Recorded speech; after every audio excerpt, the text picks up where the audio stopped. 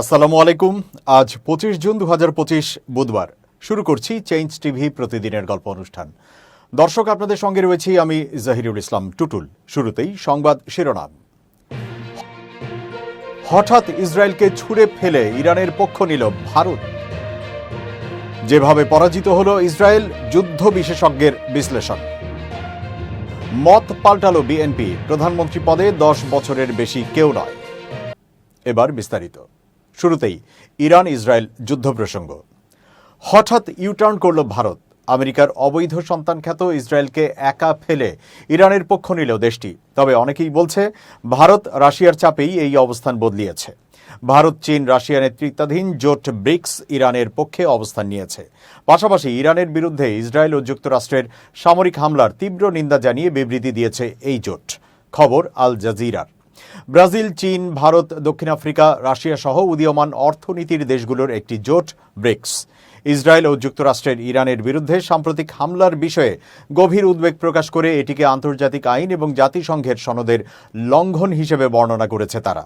Iran ও ইসরায়েলের মধ্যে যুদ্ধবিরতি কার্যকর হওয়ার পর জারি করা এক বিবৃতিতে ব্রিক্স ইরানের শান্তিপূর্ণ পারমাণবিক স্থাপনাগুলোতে হামলার সমালোচনা করেছে।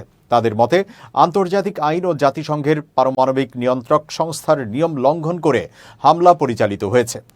জোটটি যুদ্ধরত পক্ষগুলোকে কূটনীতিতে ফিরে আসার আহ্বান জানিয়ে বলেছে, পরিস্থিতি উত্তেজনামুক্ত করার এবং শান্তিপূর্ণ উপায়ে তাদের মতভেদ নিরসনের লক্ষ্যে আলোচনার বিকল্প নেই। ইরান ও সংযুক্ত আরব আমিরাতও ব্রিক্স সদস্য। জোটের মতে, সংলাপের মাধ্যমে হিংসার চক্র ভাঙা এবং শান্তি পুনরুদ্ধারের প্রয়োজন রয়েছে। বিখ্যাত যুদ্ধ বিশেষজ্ঞ ওরি গোল্ডবার্গ ইরান ইসরায়েল যুদ্ধ নিয়ে বিশ্লেষণ করেছেন। তার লেখাটি চেঞ্জ টিভির দর্শকদের উদ্দেশ্যে তুলে ধরা হলো। ইরানের সঙ্গে টানা 11 দিন যুদ্ধ করেছে দখলদার ইসরায়েল, যা 12তম দিনে শেষ হয়েছে।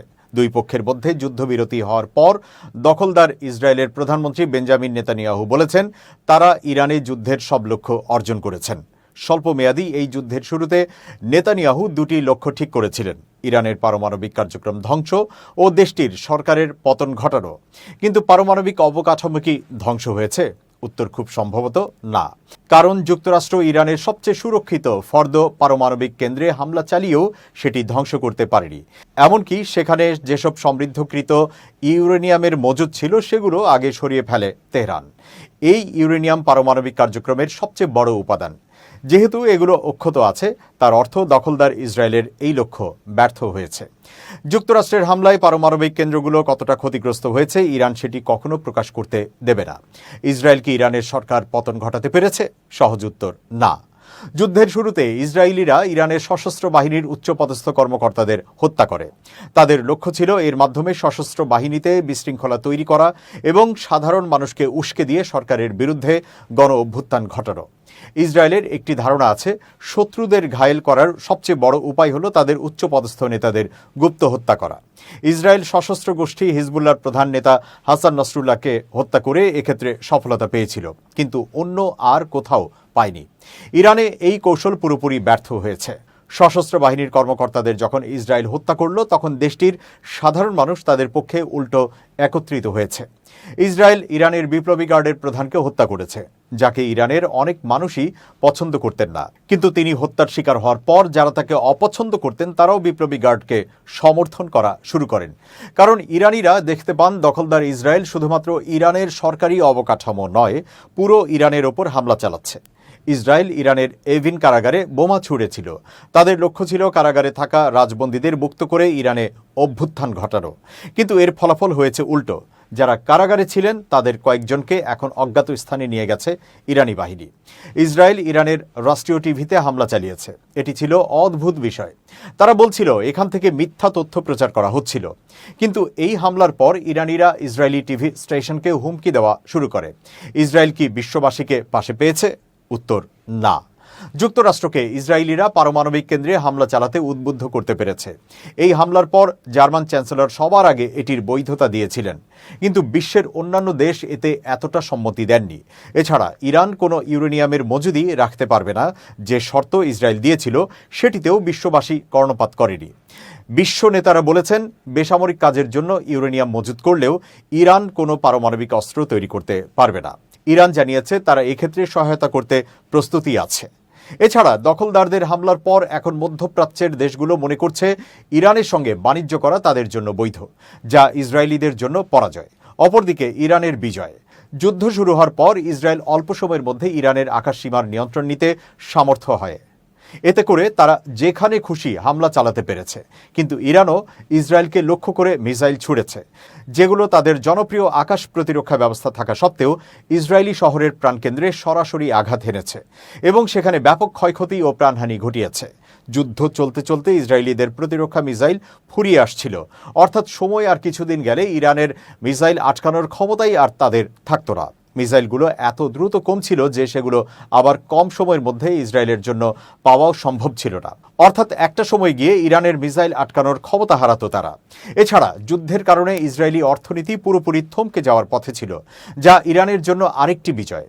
ইসরায়েলের হামলায় ইরানও ব্যাপক ক্ষতিগ্রস্ত হয়েছে, তাদের অনেক অবকাঠামো ধ্বংস হয়েছে, অসংখ্য মানুষ প্রাণ হারিয়েছেন, কিন্তু ইরান চূর্ণ বিচূর্ণ হয়ে যায়নি ইসরায়েলের মতো এত বড় সেনাবাহিনীর বিরুদ্ধে যুদ্ধ করেও। ইরানের মিসাইল ইসরায়েলি ভবনগুলো আঘাত হানায় ইরানের ইমেজ বৃদ্ধি পেয়েছে, যেখানে আশঙ্কা করা হচ্ছিল তাদের অস্তিত্ব সংকটে পড়বে। এছাড়া যুক্তরাষ্ট্রকে আগে থেকে জানিয়ে ইরান কাতারে মার্কিন ঘাঁটিতে মিসাইল ছোড়ে। এর মাধ্যমে তারা মূলত দ্বন্দ্ব ছড়িয়ে পড়া আটকায়। এছাড়া যুদ্ধবিরতি লঙ্ঘনের পর দখলদার ইসরায়েল যখন ইরানে আবারও হামলা করতে যাচ্ছিল, তখনও ইরানের যথেষ্ট শক্তি ছিল ট্রাম্পকে বলার জন্য ইসরায়েল যেন নতুন করে আর হামলা না চালায়। শরীরের শক্তি কমে যাচ্ছে, অল্প কাজে হাঁপিয়ে উঠছেন। ডায়াবেটিস মানে কি জীবনের গতি থেমে যাওয়া? একদমই না। প্রতিদিন মাত্র 1 কাপ ডায়াবেটিস চা পান করুন আর সুস্থ জীবন উপভোগ করুন।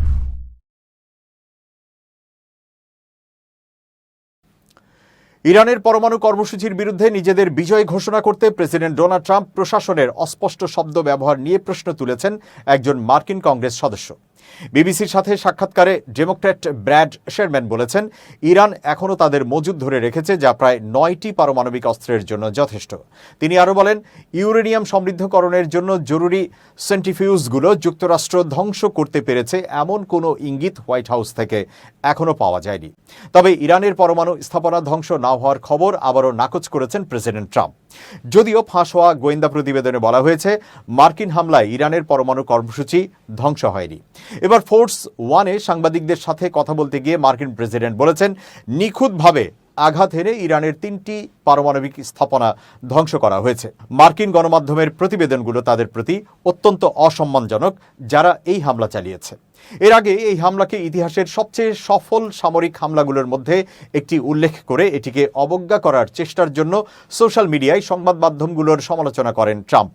মূলত সামাজিক মাধ্যম ট্রু সোশ্যালে দেওয়া এক পোস্টে মার্কিন গণমাধ্যম এবং তাদের প্রতিবেদনের তীব্র সমালোচনা করেছেন মার্কিন প্রেসিডেন্ট। তিনি বলেন, ভুয়া খবর CNN ব্যর্থ নিউ ইয়র্ক টাইমসের সাথে এক হয়ে ইতিহাসের সবচেয়ে সফল সামরিক হামলাগুলোর মধ্যে একটিকে খাটো করে দেখানোর চেষ্টা করেছে। ইরানের পারমাণবিক স্থাপনাগুলো সম্পূর্ণরূপে ধ্বংস হয়ে গেছে। টাইমস এবং CNN উভয়ের সমালোচনা করছে জনগণ। ট্রাম্প প্রশাসন সেই প্রতিবেদনের বিরুদ্ধে চাপ অব্যাহত রেখেছে, যেখানে বলা হয়েছে ইরানের ওপর মার্কিন হামলা দেশটির পারমাণবিক কর্মসূচি বন্ধ করতে পারেনি। ইরানের ইসলামী বিপ্লবী গার্ড বাহিনী IRGCর কুদস ফোর্সের কমান্ডার ব্রিগেডিয়ার জেনারেল ইসমাইল কানি মঙ্গলবার তেহরানে বিজয় উৎসবে জনতার সঙ্গে অংশ নিয়েছেন। স্থানীয় সংবাদ মাধ্যম তাসনিম নিউজ এজেন্সি একটি ভিডিও প্রকাশ করেছে, যেখানে দেখা যায় কানি রাজধানী তেহরানে উপস্থিত হয়েছেন ইসরায়েলের বিরুদ্ধে ডিভাইন ভিক্টরি নামে পরিচিত সামরিক অভিযানের সাফল্য উদযাপন করতে। তাসনিমের পোস্টে বলা হয়েছে, অপারেশন ডিভাইন ভিক্টরির পর তেহরানের জনগণের সমাবেশে অংশ নেন কমান্ডার কানি। সরকারি অর্থায়নে পরিচালিত প্রেস টিভিও ভিডিওটি প্রকাশ করে জানিয়েছে, IRGC কুদস ফোর্সের কমান্ডার ব্রিগেডিয়ার জেনারেল ইসমাইল কানি আজ তেহরানে বিজয় উদযাপনের সময় উচ্ছ্বসিত জনতার কাছ থেকে উষ্ণ অভ্যর্থনা পেয়েছেন। তবে কানি যে জীবিত রয়েছেন তা ঘিরে বিতর্ক ছিল। চলতি মাসের শুরুতে নিউ ইয়র্ক টাইমস একটি প্রতিবেদনে জানিয়েছিল, ইসরায়েলি হামলায় ইরানের কয়েকজন উচ্চপদস্থ সামরিক কর্মকর্তার সঙ্গে কানিও নিহত হয়েছেন। গত 13 জুন থেকে ইসরায়েল ইরানের একাধিক স্থানে বিমান হামলা চালায়, যার মধ্যে ছিল সামরিক ঘাঁটি ও পারমাণবিক স্থাপনাও। ইসরায়েলের দাবি ছিল ইরান নাকি পরমাণু বোমা তৈরির দ্বার প্রান্তে রয়েছে। তবে এই দাবি বরাবরের মতোই জোরালোভাবে অস্বীকার করেছে তেহরান।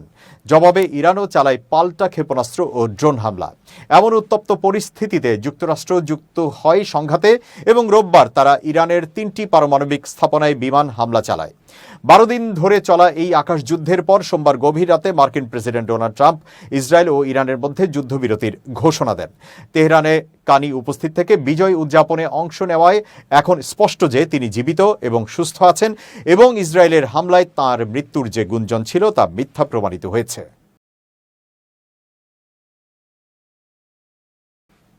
এবার অন্যান্য খবর। এক ব্যক্তি 10 বছরের বেশি প্রধানমন্ত্রী পদে দায়িত্ব পালন করতে পারবেন না। সংবিধানে এমন বিধান যুক্ত করার বিষয়ে একমত হওয়ার সিদ্ধান্ত নিয়েছে বিএনপি। গতকাল মঙ্গলবার দলের স্থায়ী কমিটির বৈঠকে এই সিদ্ধান্ত নেওয়া হয় বলে জানা গেছে। বিএনপির ভারপ্রাপ্ত চেয়ারম্যান তারেক রহমানের সভাপতিত্বে বৈঠকে স্থায়ী কমিটির সদস্যরা অংশ নেন। জানা গেছে, বৈঠকে সালাউদ্দিন আহমেদ সংস্কার বিষয়ে ঐকমত্য কমিশনের সাথে গত কয়েকদিনের আলোচনার বিষয়ে রিপোর্ট তুলে ধরেন। গত রোববার কমিশনের সাথে রাজনৈতিক দলগুলোর বৈঠকে প্রধানমন্ত্রীর মেয়াদ নিয়ে বিস্তর আলোচনা হয়। 2 পূর্ণ মেয়াদ হবে নাকি 2 বার হবে তা নিয়ে দলগুলোর মধ্যে বিতর্ক হয়। কেউ কেউ সংসদের 2 মেয়াদের পক্ষে, কেউ কেউ 2 বারের। মেয়াদ যতদিন হোক সর্বোচ্চ 2 বার প্রধানমন্ত্রী হিসেবে শপথ নিতে পারবেন এর পক্ষে মত দেন। আলোচনার এক পর্যায়ে বৈঠকে সালাউদ্দিন আহমেদ বলেন, এভাবে ঐকমত্যে আসা হয়তো সম্ভব হবে না। এর বদলে একজন সর্বোচ্চ কত বছর প্রধানমন্ত্রী হিসেবে দায়িত্ব পালন করতে পারবেন তা ভেবে দেখার আহ্বান জানান তিনি। একজন ব্যক্তি সর্বোচ্চ কতবার প্রধানমন্ত্রী হতে পারবেন তা সংবিধানে অন্তর্ভুক্ত করার প্রস্তাব করে সংবিধান সংস্কার কমিশন। প্রস্তাবে বলা হয়, এক ব্যক্তি সর্বোচ্চ 2 বার প্রধানমন্ত্রীর দায়িত্ব পালন করতে পারবেন।